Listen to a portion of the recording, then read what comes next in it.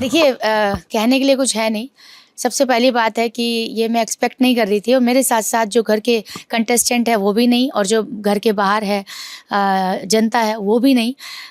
फ़ैसला तो थोड़ा-सा नाराज़गी वाला हुआ है बट फिर भी मैंने हैप्पी फेस के साथ एक्सेप्ट किया और मैं घर के बाहर आ गई हूँ। और मेरे फ्रेंड्स बहुत नाराज़ हैं और जो जिन लोगों को मेरे से बहुत ज़्यादा उम्मीदें थी वो बहुत ज़्यादा नाराज़ है। जिन लोगों को मैं बहुत लंबी प्लेयर लगती थी उन वो बहुत ज़्यादा नाराज़ हैं। आई एम श्योर कि बिग बॉस के घर के अंदर जो कंटेस्टेंट है वो भी नाराज़ होंगे कि यार हेमा का जाने वाला फ़ैसला हमें लगता है ये सही नहीं हुआ है।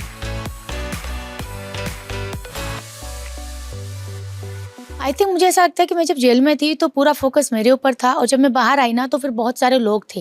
ये वो इस बात में लॉजिक है क्योंकि जेल में सिर्फ़ 2 लोग थे जिसमें बग्गा जी कम एक्टिव रहते थे, मैं ज़्यादा एक्टिव रहती थी और मेरी एक्टिविटीज़ कैच होती थी क्योंकि बिग बॉस के घर की जेल है। फर्स्ट वीक था, फर्स्ट कंटेस्टेंट चला मतलब गया है, तो वो एक हाइप बना के रखना कि हेमा भी एक कंटेस्टेंट है, उसको दिखाना भी ज़रूरी है, नहीं तो लोग उसमें भी ऑब्जेक्शन उठा सकते थे।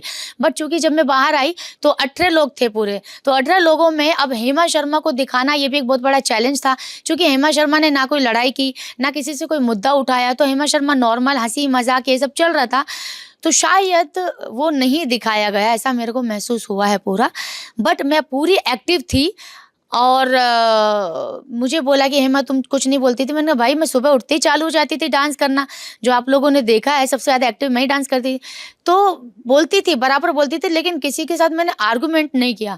किसी के मैंने खाना-पीना ये सब नहीं किया। नॉर्मल लाइट हँसी-मज़ाक डांस करना, जो भी मेरा जिस चीज़ के लिए मेरे को एंटरटेनिंग के लिए भेजा था।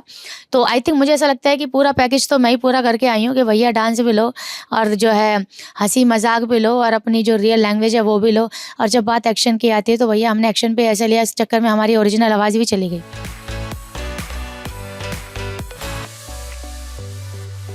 देखिए, बात पिछले साल की है और कोई प्री प्लानिंग नहीं थी। उस वक़्त भी मेरे ऊपर ऐसा लगा गया था कि इसने पीआर कराई है और जो है ये बिग बॉस में जाना चाहती है और बिल्कुल भी ऐसा नहीं था, नॉर्मल इंटरव्यू था, चीज़ें हुई। बट लोगों ने मुझे बोला कि अब तेरा करियर ख़त्म ये सब वो सब। बट मैं बिग बॉस में आना चाहती थी, सर से तो मिलना चाहती थी, इसी चक्कर में वो सेल्फ़ी वाला इश्यू हुआ था जो भी आपको पता है। तो सलमान जी से मिली, मुझे ऐसा लगता है कि यही मेरा सपना था जो मैं चाहती थी और सपना पूरा होते-होते अभी भी रह गया क्योंकि सेल्फ़ी मुझे मिली नहीं है क्योंकि जो मेरा एलिमिनेशन हुआ है वो विदाउट सलमान जी के हुआ है। सलमान जी चले गए थे और मुझे सिर्फ़ बिग बॉस ने विदा किया और मैं घर आ गई। और जब फर्स्ट मेरी एंट्री हुई थी तो उस वक़्त ये पॉसिबल ही नहीं हुआ कि मैं फ़ोटो ले लूँ या कुछ ऐसी बात नहीं हुई क्योंकि मुझे लगा था कि अब मैं दूसरी बार जब मुझे चांस मिलेगा, जब मैं बाहर निकलूँगी तो तब आई विल क्लिक और अब जो भी मुझे बातें कहनी है और जो भी मुझे शेयर करनी है, जो बहुत सारी बातें हैं, वो सब मैं करूँगी। लेकिन वापस से वो चीज़ें जो है वापस से इनकम्प्लीट हो गई।